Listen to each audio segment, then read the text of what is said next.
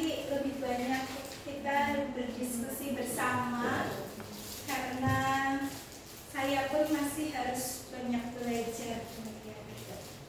Nah, bagaimanakah RPP atau modul ajar kelas inklusi? Nah, sebelumnya Bapak Ibu, kemarin waktu saya hadir di kelas, ketika pertemuan itu kami ditanya, Bapak Ibu, apa yang Bapak Ibu amati dari tayangan yang ada di layar? Ada hewan apakah yang tampak seperti itu? Iya, ada monyet, betul. Ada ikan, ada burung, ada harimau. Nah, menurut Bapak Ibu, apakah mereka memiliki ciri khusus? Pasti punya. Kalau kita amati, monyet itu punya keahlian khusus memanjat dengan sangat ahli. Berbeda dengan ikan, kalau ikan itu ahli di berenangnya, iya Pak. Kalau elang, dia bisa terbang mengudara sangat tinggi. Kalau harimau ataupun hewan-hewan darat lainnya, mungkin mereka sang pemburu yang hebat seperti itu. Atau masih banyak jenisnya seperti itu. Nah, dari sini kita bisa ambil sedikit kesimpulan Bapak Ibu bahwa yang kita lihat di tayangan itu bahwa hewan saja memiliki karakteristik yang berbeda, ya betul Bu. Apalagi nanti setiap harinya kita berhadapan dengan anak-anak yang luar biasa, anak-anak yang hebat, yang memiliki karakteristik berbeda-beda yang harus kita layani. Nah, ini kemarin juga ditampilkan Bu. Ada yang kenal tidak Bu? Tokoh siapa ini? Ini Albert Einstein. Nah, ilmuwan, seorang yang memiliki banyak pengalaman. Dia mengatakan bahwa everybody is a genius. Jadi semua orang itu jenius Bapak Ibu. Tetapi jika Anda menilai seekor ikan dari kemampuannya memanjat pohon, ia akan menjalani hidupnya dengan percaya bahwa dia itu bodoh. Jadi seperti yang tadi di awal bahwa setiap individu itu punya keunikan, punya karakteristik, punya keahlian yang seharusnya nanti kita akan lebih baiknya fokus ke kelebihannya. Nah, di sini ada dasar pengakuan keragaman peserta didik, bahwa setiap anak atau peserta didik itu ada perlindungan hukumnya, yaitu pada Undang-Undang Dasar 1945 di pasal 31 yang menyatakan bahwa setiap warga negara berhak mendapatkan pendidikan. Yang kedua, setiap warga negara wajib mengikuti pendidikan dasar dan pemerintah wajib membiayainya. Nah, ini dari yang awal tadi kita mengamati, ini di sini ada pertanyaan. Apa yang Bapak Ibu pahami ketika mendengar istilah inklusi? Inklusi apakah seputar anak berkebutuhan khusus atau disabilitas? Jika tidak hanya disabilitas, hal apa saja yang terpikir Bapak Ibu tentang inklusi? Kira-kira apa ya inklusi? Kemarin ditanyakan seperti itu juga. Apa ya Mbak Irma? Apa Pak Ridho? Apa Pak Ridho? Oh, menurut juga. Kita tanya IAI. Berdasarkan dengan tombol yang kemarin membahas tentang IAI, iya kita memanfaatkan IAI. Bisa boleh. Inklusi adalah. Nah. Apa coba Pak Ridho? Pendekatan untuk membangun lingkungan yang terbuka dan ramah bagi semua orang. Iya. Untuk memandang perbedaan. Betul. Berarti kita bisa menjawab Bapak Ibu, inklusi apakah seputar anak berkebutuhan khusus atau disabilitas? Tidak. Ini cenderung kepada proses ya, bukan pada objeknya, tapi bagaimana sikap kita kepada anak yang itu ya, bagaimana? Iya, iya, semua anak begitu. Nah, tapi kebanyakannya anak inklusi kayak gitu ya. Padahal Padahal tadi dikatakan adalah satu pendekatan, berarti kan sikap kita, bukan sikapnya kita itu kepada anak itu kepada si anak yang bukan anak yang iya gitu. Berarti masih miskonsepsi. Iya. Iya. Awal kemarin juga kami di sana juga berdiskusi Pak Ridho begitu. Nah di sini nih pendidikan inklusif apa ya? Anak berkebutuhan khusus saja atau semua anak, all children? Nah ternyata inklusi iya semua anak. Terus inklusinya apa? Ternyata yang dilihat tidak hanya disabilitasnya, Pak Bu, ternyata anak-anak yang dari berbagai latar belakang, ekonominya, budayanya, itu sangat berpengaruh terhadap daya tangkap anak dalam pembelajaran. Nah, itu yang dimaksud inklusi semuanya. Jadi,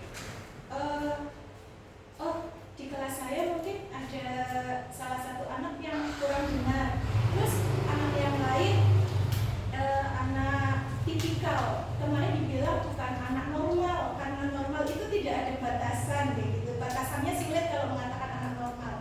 Kalau diri kemarin pembicaranya bilang anak tipikal. Tipikal itu anak yang pada umumnya begitu. Nah, kalau di kelas saya kelas 4 mungkin Bapak Ibu kelihatan ya, oh inklusi. Ternyata tidak. Ternyata semua anak itu ketika kita mampu melayani semuanya yang all children, itu berarti kita sudah melaksanakan inklusi begitu. Karena melihat dari latar belakang yang berbeda-beda itu juga inklusi. Mungkin latar belakang ekonominya, keluarganya begitu.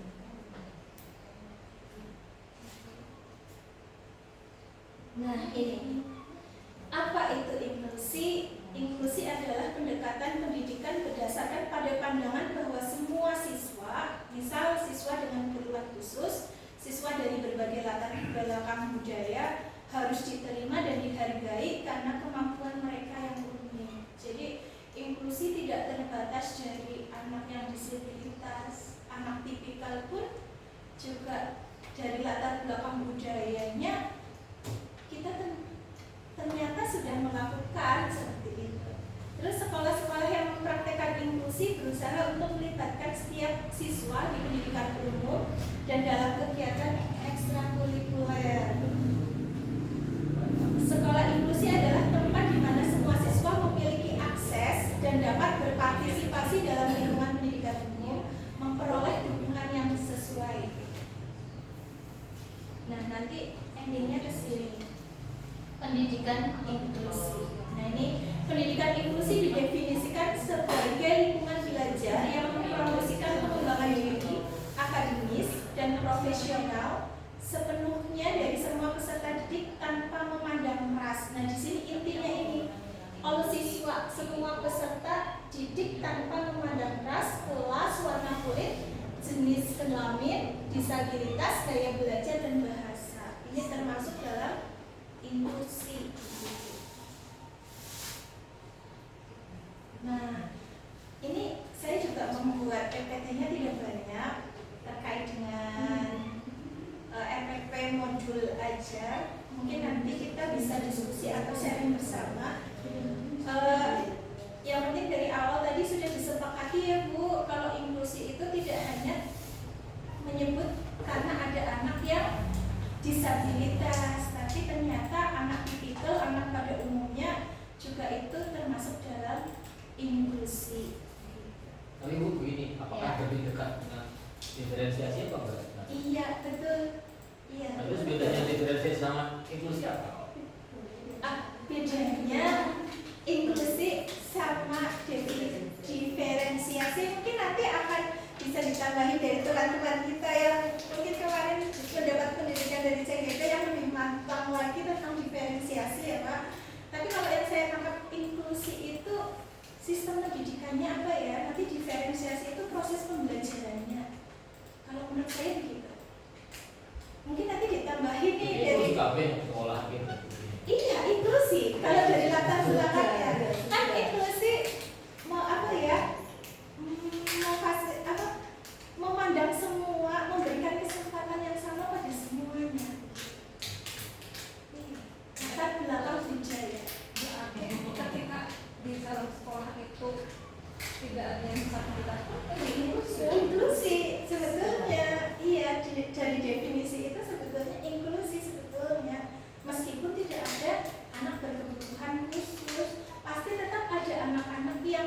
istimewa lah, pasti di kelas ada yang mungkin butuh pelayanan khusus ya lewat pembelajaran diferensiasi nanti itu. Ini ada masukan mungkin dari awal memang inklusi kesannya adalah anak-anak yang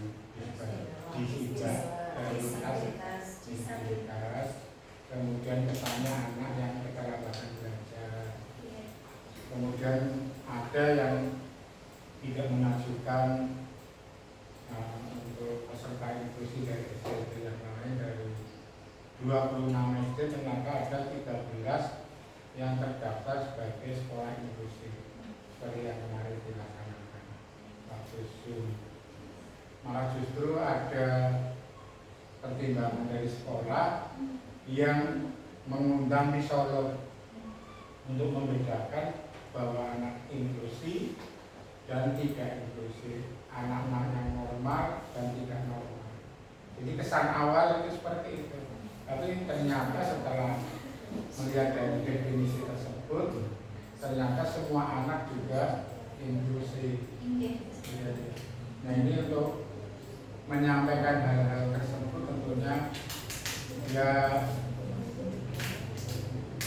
mengundang atau memanggil atau biasa diadakan seminar lagi lah agar teman-teman kami baik kepala sekolah maupun guru itu bisa mengetahui apa sih sebenarnya inklusi itu.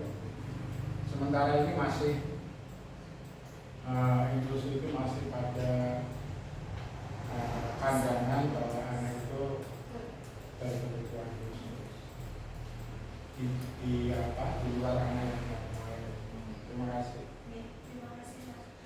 Nah, sebetulnya kemarin waktu kegiatan tatap muka di Candisari itu bertemu dengan pembicaranya itu juga bilang, Bapak Ibu jangan sebut anak inklusi ya. Yang ada itu anak berkebutuhan khusus begitu, dan anak tipikal itu anak umumnya. Kalau tidak menyebutnya anak tidak normal, tidak ada anak tidak normal karena batasan normal itu sulit untuk mendefinisikan, di psikolog pun tidak menyebutnya itu. Jadi yang disampaikan, jadi menyebutnya anak berkebutuhan khusus. Jadi di sekolah inklusi ada anak tipikal yang pada umumnya dan ada anak berkebutuhan khusus. Jadi kalau ada anak-anak yang kurang dengar atau dari segi fisiknya kurang atau terlambat belajar, itu berarti anak berkebutuhan khusus, bukan anak inklusi seperti itu. Kalau kemarin yang disampaikan begitu. Kak, gimana Bu Beda? Mungkin ada yang ingin disampaikan terkait dengan kelas 1 ya Bu. Iya, ini terima kasih sekali. Terkait hal itu tadi kan sekolah inklusif bisa menerima baik itu anak berkebutuhan khusus maupun tidak. Nah, apakah nantinya akan ada tindak lanjut dari untuk Bapak Ibu gurunya ini harus bagaimana ketika di dalam kelasnya itu ada yang berkebutuhan khusus seperti itu. Iya. Kalau lagi untuk kelas rendah ini Luar biasa. luar biasa. Jadi memang ini Bu, apa yang harus dipersiapkan untuk peserta didik kita? Nah, yang pertama yang perlu yang dipersiapkan untuk peserta didik kita dulu yang harus melakukannya lewat asesmen di awal pertama kali anak masuk sekolah. Jadi ada identifikasi dulu atau asesmen dulu. Lanjutnya tindak lanjutnya gimana? Kalau kita menerima anak yang berkebutuhan khusus, kita harus bagaimana? Harusnya mungkin ya Pak, kami harus ada pelatihan khusus. Kayaknya dulu ada istilah guru mungkin gepek, guru pendamping khusus ya Bu ya. Guru pembimbing khusus GPK ya. Jadi itu nanti kalau memang sekolahnya sekolah betul-betul inklusi yang di dalamnya ada anak berkebutuhan khusus, harusnya kita guru-guru itu mendapat pelatihan atau diklat khusus itu nanti supaya kita dijadikan sebagai guru pembimbing khusus yang dalamnya ada ABK-nya. Harusnya seperti apa? apakah bersamaan Mbak ketika menjadi pendamping khusus dan mengajar? Ya, kalau prosesnya gimana ya? Bagaimana? Gimana itu Pak? Kalau saya gini Bu, kalau saya tetap seorang guru satu gitu, kalau pelayan bocah gitu bisa. Bisa. Maka harus ada kebijakan dari sekolah bahwa harus ada penambah tenaga yang benar-benar yang ngurus bocah gue gitu. Iya, nggak bisa guru dilatih apapun gimana tenaga siji gitu ya. Tapi kalau misalnya ada penambahan personil yang itu direkrut oleh sekolah sebagai yang bertugas melayani anak-anak yang berkebutuhan khusus gitu. Kalau saya gitu. Saya setuju. Butuh benar. Iya memang begitu. Yang dilatih pemerintah ya wis untuk tenaga siji. Kalau di pas yang dilatih itu dari pihak dinas kabupaten sih memang belum ada respon ya, karena dulu memang masih jarang sekali. Itu kan waktu itu juga pemanggilan langsung dari dinas gitu kan. Nah cuma ketika itu pas saya membuat KTR pun dari pihak dinas ini untuk apa kayak gitu kan. Tindak lanjutnya belum ada gitu. Mungkin sarannya sih memang waktu itu ada kerjasama dari pihak sekolahan dengan pihak ini loh SLB. Iya, harus ada kerjasama. Dan waktu itu dia saya ngarep-ngarep dari SLB mana lah gitu kan. Nah yang didatangi malah SD Ori waktu itu yang hanya kalau nggak dulu apa ya, hanya dirjennya itu Pak Sumbi. Nah itu yang didatangi, padahal yang di sini itu yang lebih Ya orang-orang kan. Hah? Orang-orang kan. Hari ya, sebenarnya sih dalam ada Sing itu kan terlaksana. iya mungkin ya nggak tahu juga. Sini gampang-gampang baik. Mungkin aku tidak didatangi gitu kan. Iya. Iya.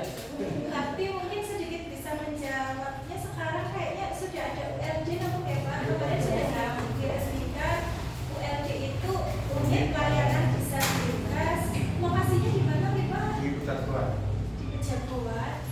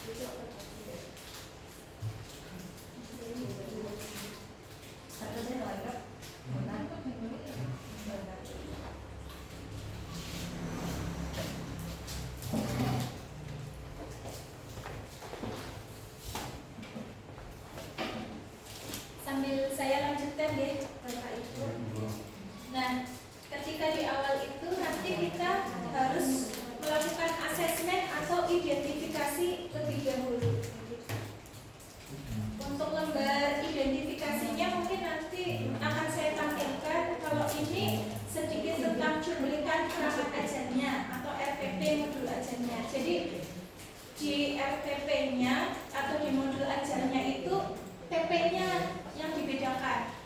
Tapi nanti kalau mau pakai yang diferensi UDL apa gitu Universal Design Learning. iya, tapi mungkin nanti akan ada tombol berikutnya dengan Bu Widi tentang UDL mungkin ya. Atau diferensiasi. Kayaknya kalau ngupas langsung hari ini kayaknya terlalu panjang. Nanti atau mungkin dilanjut dengan Bu Widi atau besok lah. Kayaknya menarik itu UDL. Katanya kalau dengan pembelajaran UDL itu tidak membedakan TP, tujuannya sama. Tetapi kita harus lebih atraktif lebih effort lagi dalam mempersiapkan pembelajarannya, karena supaya si anak yang mungkin ada anak disabilitas juga bisa mengikuti pembelajaran yang ada dan bisa mencapai TP-nya, termasuk yang diferensiasi. Kalau ini lebih ke diferensiasi, jadi di TP-nya dirubah, disederhanakan sesuai dengan anak kebutuhan khususnya.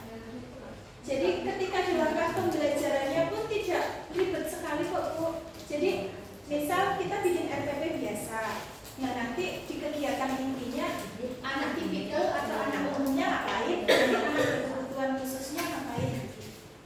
Apakah itu tidak sudah masuk ke dalam diferensiasi Bu? Iya sudah. Diproses. Iya sudah masuk. Iya sudah masuk. Berarti antara itu tidak terpisah ya dari satu kan? Iya, tetap jadi satu. Dan di modul ajarnya diferensiasi kan sudah mengelompokkan anak-anak yang sedang, belum, misalnya yang sudah ini bisa kesiapan siswa, minat siswa, profil belajar begitu ngomong gitu.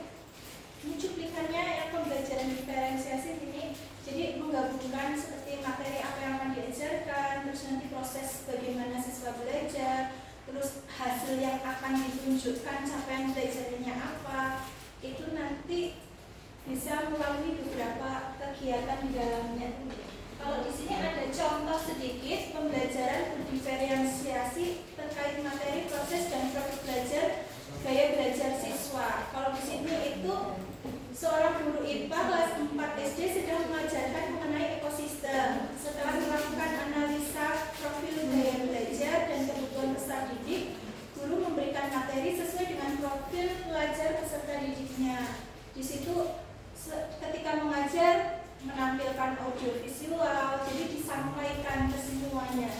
Ada kinestetiknya, nanti ada observasi ke lingkungan sekitar, ada audionya, mendengarkan lagu. Jadi di dalam RPP-nya sudah komplit diferensiasi proses proses itu dengan memberikan materi melalui video, observasi lingkungan sekitar dan bernyanyi sesuai kebutuhan peserta didik akan visual, kinestetik atau audionya terpenuhi. Jadi semua siswa mengalami semua media supaya penguatan terhadap daya tangkapnya begitu. Karena kan daya tangkap anak tidak hanya sekedar audio, tidak hanya sekedar visual, atau mungkin anak-anak yang hiperaktif lebih ke kinestetik karena tidak mau diam seperti itu. Nah, ini di sini kelas reguler sama kelas berdiferensiasi. Kalau kelas reguler itu di sini disampaikan bahwa keberagaman siswa akan ditindaklanjuti jika ada masalah pembelajaran. Tetapi kalau kelas diferensiasi, keberagaman siswa dijadikan dasar mengajar. Berarti harus sering-sering buat iya, berdasarkan asesmen sama identifikasi di awal. Ini kondisi setiap kelas harus mau asesmen dan identifikasi. Enggak, ketika pembelajaran itu loh Mbak. Oh, mampu tidak menerapkan semuanya, harus menyiapkan Satu orang melayani. menurut saya bingung tadi ya. gimana? Masalahnya kan cuma anaknya tuh bisa baca sama nggak bisa baca, cuma itu tok masalahnya. iya kalau kelas 1. Iya, kakek juga kayak gitu, kelas 6 juga kayak gitu. Kelas 6 ya itu kan masalahnya ada anak yang bisa baca sama anak yang nggak bisa baca. Kalau bocah sing disabilitas tadi itu oleh sama baca, sing pinter baca, kan cuma itu masalahnya. Yang pinter bisa berhitung, sing kendor ada itu kan cuma masalah cuma itu. Itu tidak terjadi pada Rizky Saiful. Itu kabian ya? Apa gimana? Bisa Saiful itu bisa membaca, Bisa tapi membaca. tidak bisa memahami. Nah iya kan. Susah. Kadang-kadang saya yang paling kuat juga. Ya, dia kan termasuk Bisa baca sama nggak bisa baca cuma masalahnya di situ. Nah, bisa membaca sama memahami ya. kalau menurut saya gaya belajar apapun yang pernah belajar kan muaranya cuma dua, bisa baca terus yang itu kayak gitu. Calis tuh nggak bisa gue tadi Iya. bayangkan cuma ingat ini penting bisa gue. Iya gitu. Nah sekarang kalau tadi dikatakan berdiferensiasi, ya, bagaimana sih sebenarnya RPP-nya ketika kita pukul rata dua saja gitu ya, bisa baca kalau bisa baca gitu. Gimana begitu? Gimana ya Bapak Ibu? Itu pertanyaan itu aja. Itu pertanyaan saya dan itu pokoknya Terus untuk penilaiannya juga sama. iya gitu. Apakah diturunkan standarnya apa kepriwe gitu Bu? Kan cuma itu aja masalahnya. Bisa baca kalau bisa baca. Kalau hanya sekedar penilaiannya bisa baca dan tidak baca, Iya. mungkin kalau kelasnya rendah, bahkan kelas 4 aja suka dengan tampilan yang menarik ya, maksudnya gambar, tapi terkadang juga anak sekarang ketika ditampilkan video pun sudah barang biasa. Iya, Karena mereka lahir di eranya. Sesuai dengan saya Orang kerumunan. Lebih senang yang short movie Tapi mungkin nanti bisa loh Pak, kemarin saya pernah melihat cuplikan yang mungkin nanti dilengkapi lah dengan Bapak Ibu.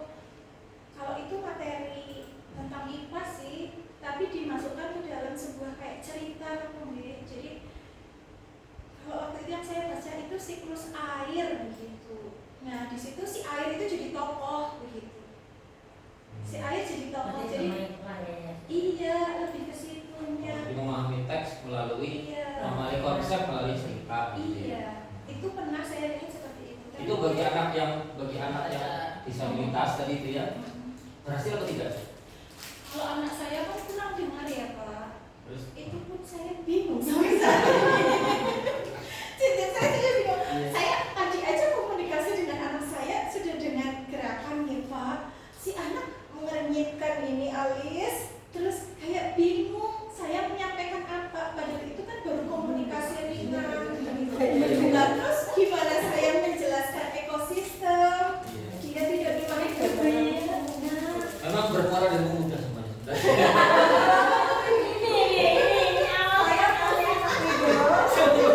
Kayaknya udah nanti nangis deh. Pada sama tuh. Nah, paling kalau yang Iya, kelasnya itu. saya mungkin karena kurang dengar bantuan gambar pilihan. Kalau kemarin dari pembicaranya karena saya waktu itu ditanya apa yang sudah ibu lakukan. Saya coba ngajari baca seperti anak kelas 1. Si anak bisa muara di akhirnya di halaman terakhir si anak baca. Tapi setelah saya tanya, kamu tahu nggak? Nggak. Kamu tahu lampu nggak? Dia bingung. Terus saya tunjukkan, itu lampu. Oh iya, ternyata dia dengan gambar ya. Oh itu lampu. Kamu tahu cahaya nggak? Saya buka senter, tuh terang cahaya. Ini gelap. Nggak tahu apa yang saya katakan itu diterima dengan baik atau tidak. Padahal itu sudah pakai alat dengar kanan dan kiri. Itu harusnya dengan kalau kemarin pembicaranya dengan gambar. Terus saya ditanyakan apa bisa mengucap alfabet? Bisa, tapi susah. Ya bunyi yang S jadi sa jadi ca. Terus saya diajarin sama ibunya suruh berdesis kayak ular Pak Tito. Kalau sa itu suruh berdesis dengan seperti ular. Iya. Itu kita harus menjadi ular duluan. Waktu itu saya katakan dengan ibunya, Bu, jujur saja saya sudah mencoba cari referensi di video. Memang betul ketika sulit, saya pun katanya suruh pegang. Kalau Pak Rido kan laki-laki sudah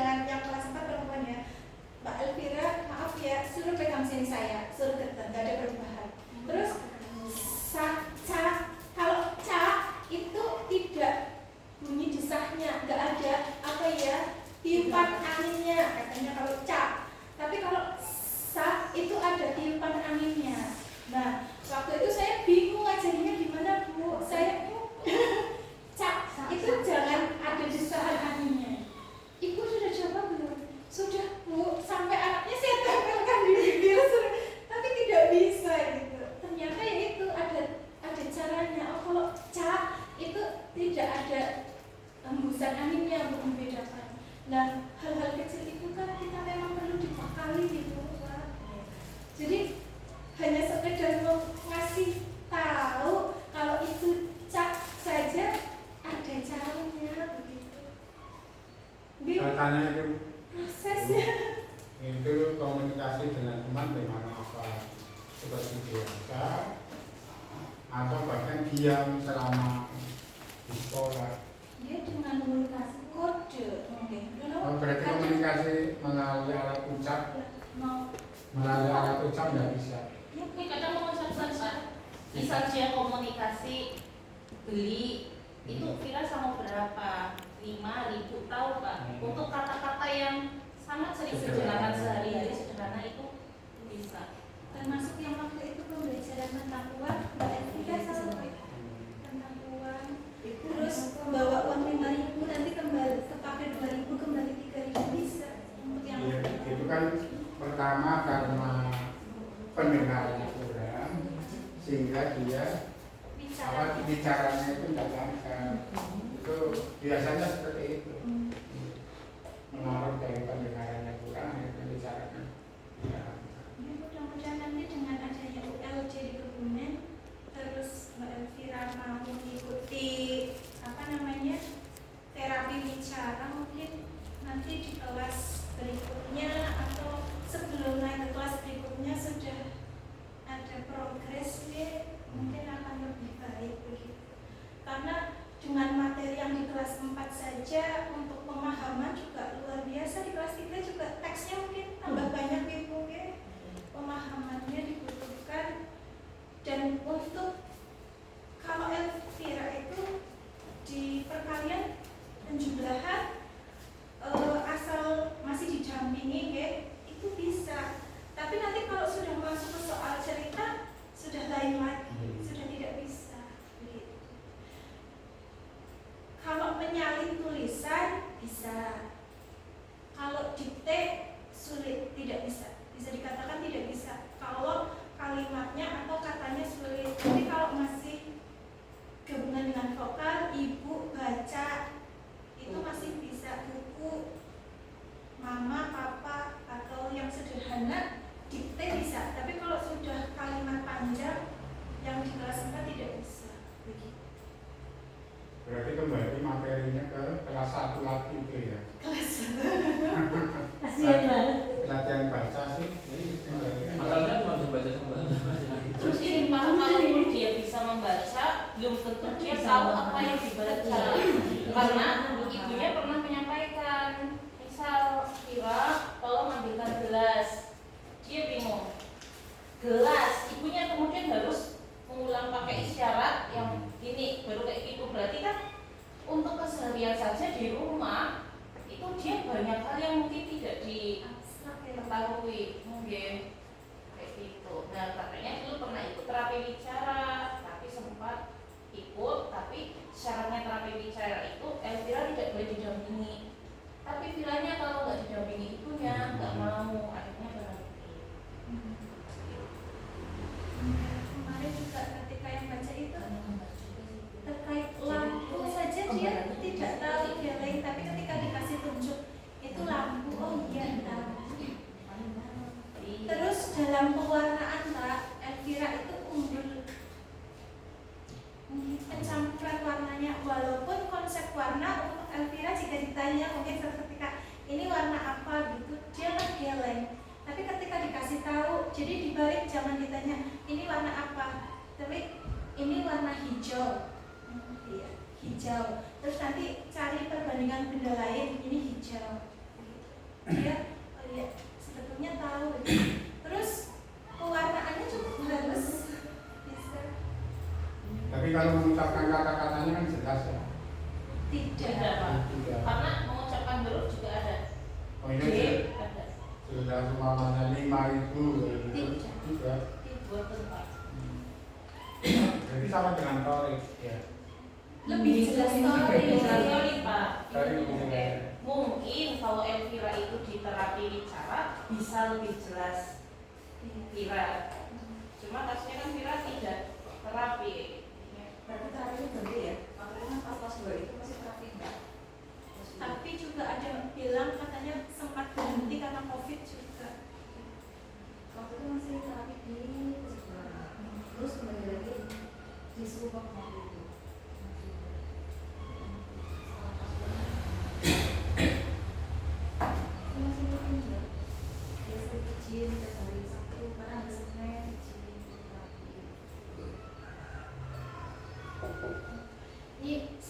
lanjutkan lagi Ibu. Untuk yang kedua, kelas reguler di sini disampaikan kalau asesmen pada umumnya dilakukan di akhir pembelajaran untuk mengetahui capaian belajar siswa.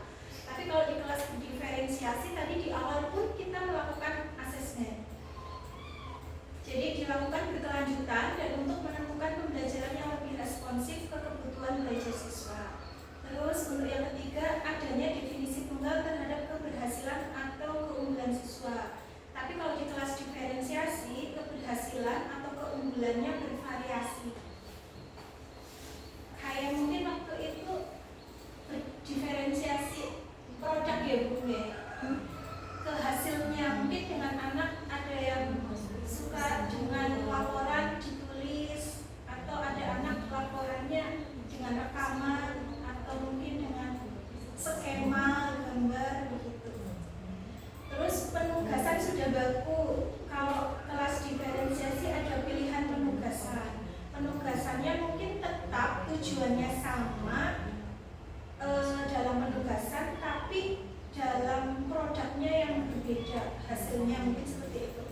Terus waktu sering tidak fleksibel, tapi kalau diferensiasi waktu yang fleksibel sesuai kebutuhan siswa. Selanjutnya untuk kelas reguler adanya standarisasi yang baku untuk penilaian. Kalau di kelas diferensiasi ini guru dan siswa bekerja sama mencapai tujuan kelas dan individu.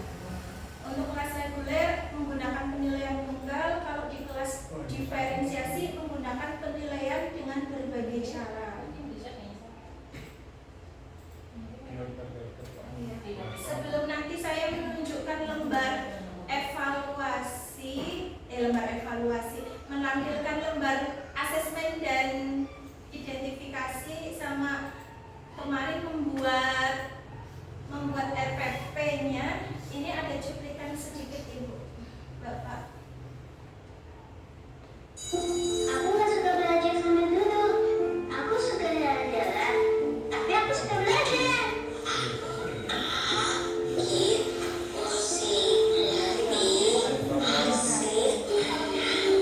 Tiap anak berhak memperoleh pendidikan tanpa perbedaan, termasuk anak dengan disabilitas. Aku tuh penting, bukan nggak mau dengan sama guru, karena aku nggak tahan dengan teman-teman yang bingung. Aku kurang suka belajar matematika. Aku lebih suka membaca, bisa main basket. Guru, aku gak bisa melihat, tapi aku tetap ingin belajar. Di sekolah inklusif, kami para guru paham bahwa anak-anak berkebutuhan khusus mempunyai potensi untuk dikembangkan.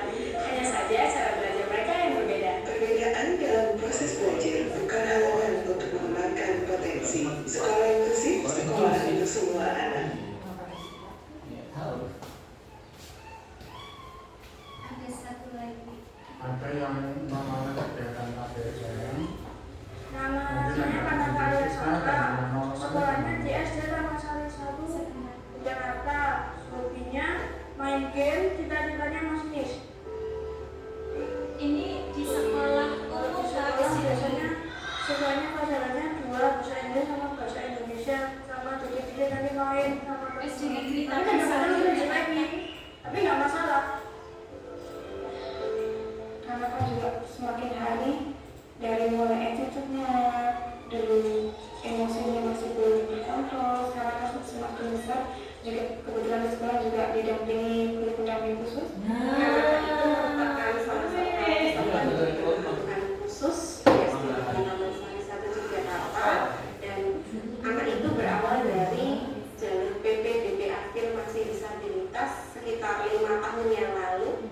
Di depan itu kadang-kadang suruh maju, kalau enggak didiktein sama nanti kadang-kadang suruh pinjam catatan temennya.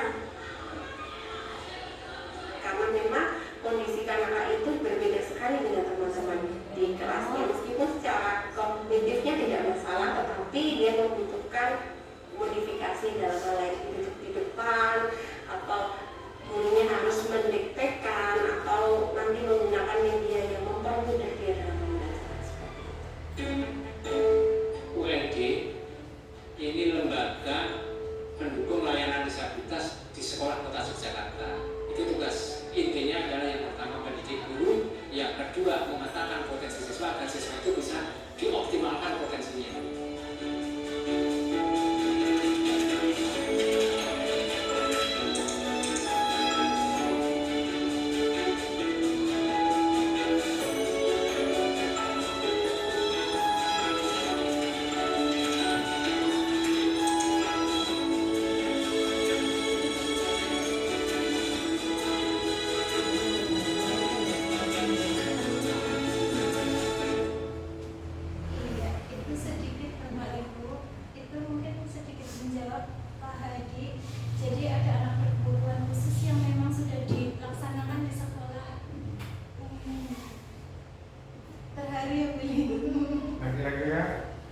di situ mungkin gurunya telaten seperti itu apa enggak? Anak saya banyak banget kayak.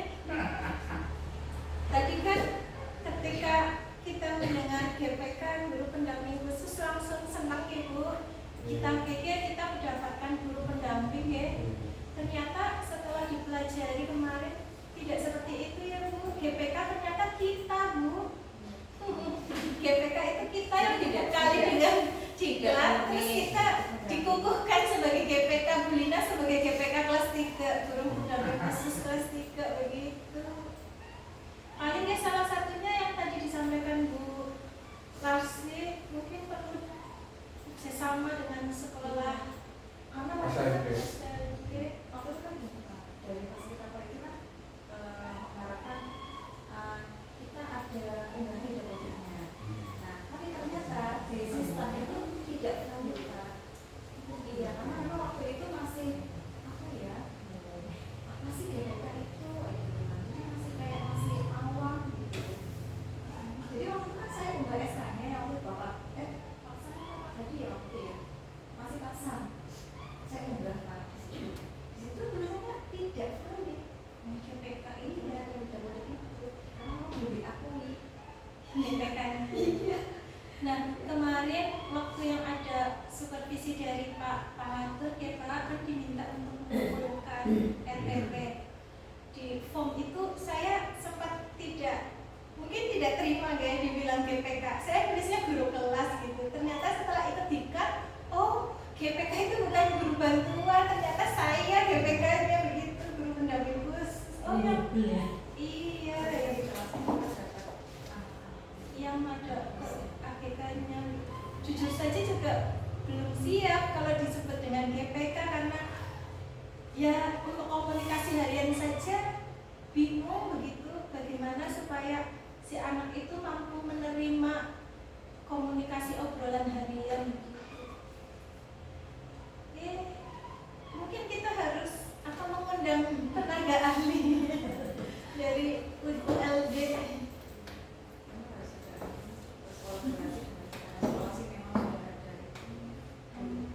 Khusus ini Bu, jadi di awal nih ada alat identifikasi atau penyaringan anak berkebutuhan khusus. Ini dapat dari psikolognya kemarin. Mungkin nanti di kelas 1 tim PPDB mungkin nanti akan terlibat. Iya, mungkin dicetak ya. Tapi rata-rata orang tua juga malah baru tahu ketika di sekolah itu yang terjadi. Coba dari si Rizky, Niko, dua-duanya itu yang terjadi. Anak sudah belajar di sekolah, baru saya sampaikan orang tua baru tahu. Iya, ini kurang bersurvei ya. Berarti tidak merasakan bahwa anaknya itu punya kebutuhan khusus ya? Mungkin karena mereka itu mengira bahwa perkembangan anak itu berbeda dan apa? Misalnya dengan ketika Elvira itu, ketika bonekanya itu, Bu, ini bukannya ibu, kok ketika saya menyampaikan waktu itu kayak tidak respon. Ini juga kemudian juga anak itu berbeda perkembangannya dalam bicara gitu. Jadi masih belum imun Pak waktu itu yang Elvira. Tapi mungkin nanti ketika digandakan ini judulnya yang diganti sedikit berbeda kali ya. Tapi bisa loh di awal diberikan karena di sini ada juga ini informasi perkembangan anak diisi oleh orang tua. Jadi di awal istilah daftar berikut pada kolom yang tersedia sesuai dengan kondisi anak yang sebenarnya. Jika ada yang kurang jelas, konsultasikan kepada guru kelas tempat Bapak Ibu bersekolah. Ada nama, tempat, jenis kelamin, agama, status anak, anak dari beberapa, nama sekolah, kelas, alamat. Nah di sini sampai perkembangan kehamilan juga dibahas. Jadi dinyatakan berkebutuhan khusus itu betul-betul detail kalau dari kata psikolognya gitu. Harus jujur. Iya. Apa kelihatan enggak? Kurang besar.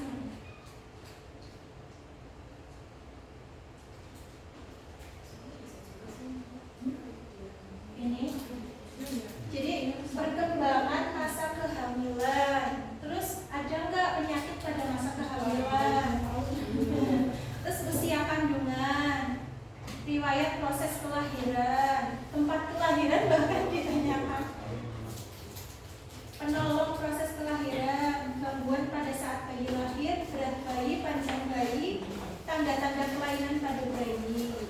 Terus di sini perkembangan masa balita, menyusu ibunya hingga umur berapa, minum susu kalian hingga umur berapa, imunisasi lengkap atau tidak, kualitas makanan, kuantitas makan, kesulitan makan atau tidak, maksudnya ada yang GTM atau tidak, anak saya GTM. Perkembangan fisiknya dapat berdiri di umur berapa, kayaknya kita perlu mencatat ibu-ibu. Dapat berjalan pada umur berapa, naik sepeda roda 3 pada umur berapa, bicara dengan kalimat lengkap, kesulitan gerakan yang dialami, status gizi, riwayat kesehatan. Terus ini perkembangan bahasa, meraba, berceloteh pada umur berapa. Iya. Saya yang baru berapa biasa apa itu sebenarnya sama ibu-ibu hamil ya, jadi dia bisa perkembangan sosial ya. Jadi ini binangan Perkembangan pendidikan. Ini identifikasi. Terus ini ada.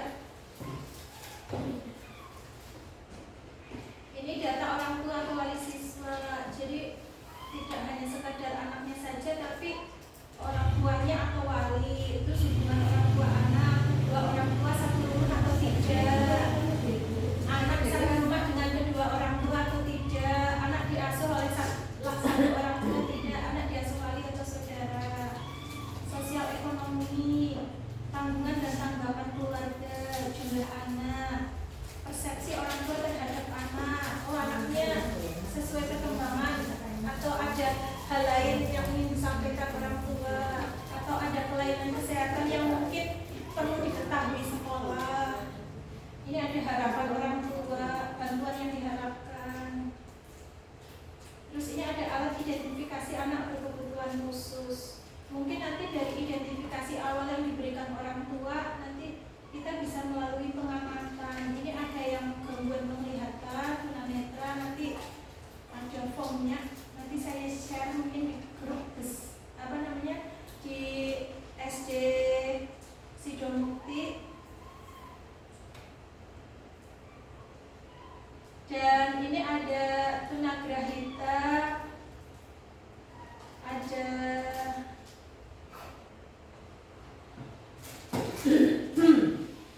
karena kalau tidak ya banyak ini itu masuk.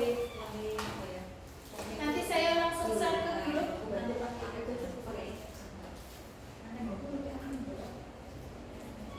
Nah kalau ini yang dari UNY, oh 11 Maret dari UNS ya, simbolnya UNS ya, simbolnya UNS. Sama kerto. Bukan. Selamat nanti itu asal itu yang itu tunanetra. Nah ini tunanetra ada macam-macam ini ya. ada yang lain butuh apa? Ini ada anak tunamu ada. Terus yang bawah itu yang mencakup semuanya. Juga ada cerita tunagrahita. Mungkin nanti kita dari mengamati anak, terus kita kayaknya ini tunamu deh, coba nanti diukur, diidentifikasi di form tunamu. Ini termasuk apa itu? Terus ini tunadaksa. Kalau tunadaksa berarti apa? Rizky itu harus dicek dokter anak dulu Pak, belum bisa langsung ditentukan. Oh, itu saya sampaikan suruh ke psikolog kan. Tapi sampai sekarang belum kan itu Sudah ke psikolog, tapi seperti lain. Terus kemarin sudah saya sampaikan lagi, saya bilang juga itu kelas 1 ada juga yang istimewa. Itu langsung ke dokter dan sekarang sudah terapi. Ibunya menerima. Ya, mungkin ibunya itu menyampaikan kepada bapaknya, namun bapaknya menganggap anaknya itu sama dengan anak yang lain. Jadi nggak mau lah dibawa ke dokter lah, dibawa ilmu, orang lah. Ini Pak, kemarin kan Bapak menyampaikan Iya, betul. yang ke 17 katanya sudah Iya. mulai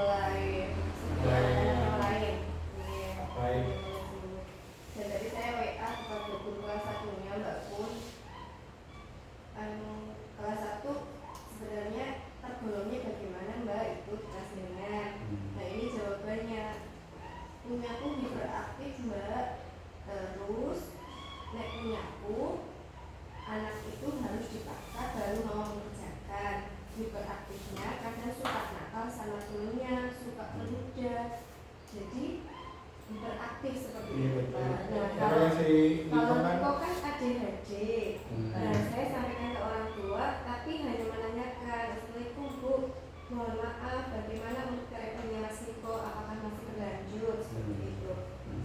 Terus menjawab, Alhamdulillah masih, sekarang sudah seminggu sekali setiap hari Kamis. Seperti itu. Jadi mungkin prosesnya untuk sampai hentinya mudah-mudahan bisa normal, butuh waktu lebih lama untuk sinkronnya. Sampai nanti ketemu dengan dirinya. Bisa Tapi juga. tadi udah ngobrol, iya. Kali. Anak soleh ya. Soleh. Ditempel aku untuk bapak ke dunia. Di kelas masih aja Pak. Apa ini? Enggak Gitu kan kata-katanya mau ya mbak. Ini ada balikan ke saya. Kata-kata ada di jiot ya. Oh aku tahu mbak. Aku yang ditempel anak bapak gue mau. Jadi sesuatu yang berharga. Itu pak. Jangan seperti itu pak. Nanti tinggal ada lihat saja, lihat itu kertas-kertas itu kamu mau. Nah ini ya, kasih kenang-kenangnya.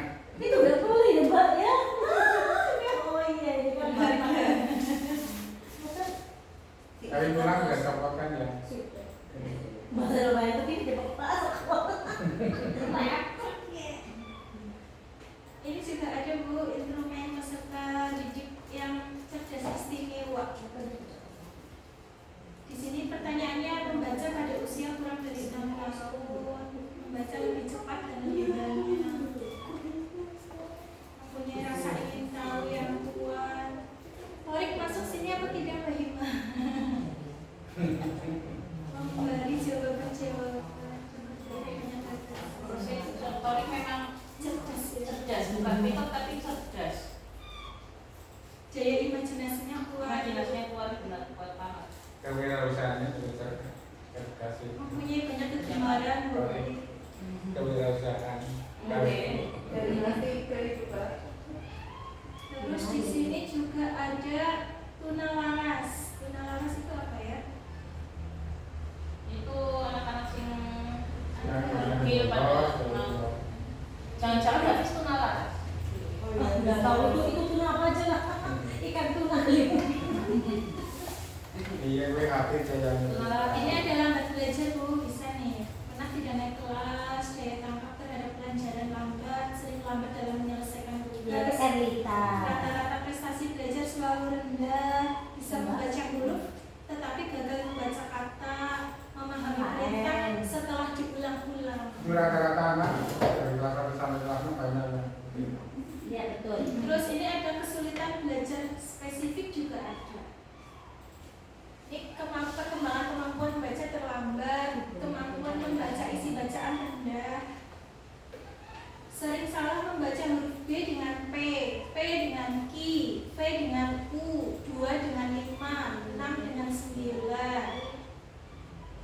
Menyalin tulisan lambat. Oh, ternyata kesulitan belajar spesifik. Kalau yang tadi tidak bisa membedakan huruf yang hampir sama itu bisa dikategorikan sebagai disleksia. Terus disgrafia, bisa jadi anak itu menyalinnya lambat, sering salah menulis huruf, tulisannya banyak salah atau terbalik, atau huruf ada yang hilang, sulit menulis dengan lurus pada kertas bergaris. itu yang biasanya yang banyak huruf yang hilang ketika menulis kata gitu. Disgrafia. Terus ini ada diskalkulia, kesulitan membedakan tanda-tanda tambah, kurang, kali bagi, kurang dari, lebih dari, atau sama dengan. Sulit mengoperasikan hitung. Ini antara tidak mau mencoba atau sering salah membilang dengan urut. Paling yang kelihatan ini mungkin. Jadi teringat siapa Bu yang sedang lulus. Iya, cantik sih. Dia sulit loh Pak mengurutkan angka. Ibu sulit. Apalnya 4 kali 4. Ya, ini. Sering salah membedakan angka 9 dengan 6, 17 dengan 71, 2 dengan 5, 5, 3 dengan 8. Kami saya duduk di kelas 2 malah bisa ketahuan orang tuanya mau mengarahkan. Bisa Mungkin selamat malah ya. bisa selamat. Tapi kita kan COVID juga. Iya. Terus pas COVID itu saya nyari maksudnya orang tuanya Orang apa yang tuanya, iya. Bijinan PKP pada Iya, karena Terbantu ya. Sindrom autis nih Bu. Mempertahankan suatu hal yang sama dan berulang-ulang, tidak ada kontak mata, gerakan motorik berulang-ulang, tidak ada komunikasi dua arah, cara bicara yang khas dan berulang, minim ekspresi wajah, memiliki pola perilaku non-verbal berulang-ulang, gagal dalam memulai atau merespon interaksi sosial, penggunaan objek atau benda tertentu yang berulang-ulang, memiliki pola perilaku verbal berulang-ulang. Rata-rata berulang-ulang. Kayaknya tidak ada yang notice kan ya Tidak. di Tomoki kalau dilihat dari kategori yang sudah dibacakan. Iya. Itu nanti saya share semua di grup. Terus ini juga ada nih Bu, gangguan pemusatan perhatian dari hiperaktif atau ADHD. Berarti kalau ADHD ada hiperaktifnya juga Bu, komplit. Sini itu kan harus hiperaktif juga ya. Hiperaktif, iya. Nih, tangan dan kaki sering tidak bisa diam, sering meninggalkan tempat duduk, sering berlari atau memanjat berlebihan, situasi yang tidak gimana ya? Dalam situasi yang tidak sesuai, sering kesulitan bermain dengan tenang, sering dalam keadaan siap bergerak, jalan terus begitu mungkin ya, sering bicara berlebihan. Dia tidak suka ngomong sering melontarkan jawaban sebelum pertanyaan selesai ditanyakan, sering sulit menunggu antrian, sering menyela atau memaksakan diri terhadap orang lain, sering membuat kesalahan pada hal kecil atau ceroboh, sering sulit mempertahankan perhatian, sering seperti tidak mendengarkan saat diajak bicara langsung, sering gagal menyelesaikan pekerjaan, sering sulit mengatur tugas dan kegiatan. Aku jadi Kayaknya aku masuk semua ini. Aku kayaknya juga jadi. Ayo ibu mengidentifikasi diri sendiri. Kalau dulunya ada aja. Tapi bisa jadi loh kita juga punya kecenderungan berdua. Sering enggan terlibat dalam tugas yang memerlukan ketekunan. Sering menghilangkan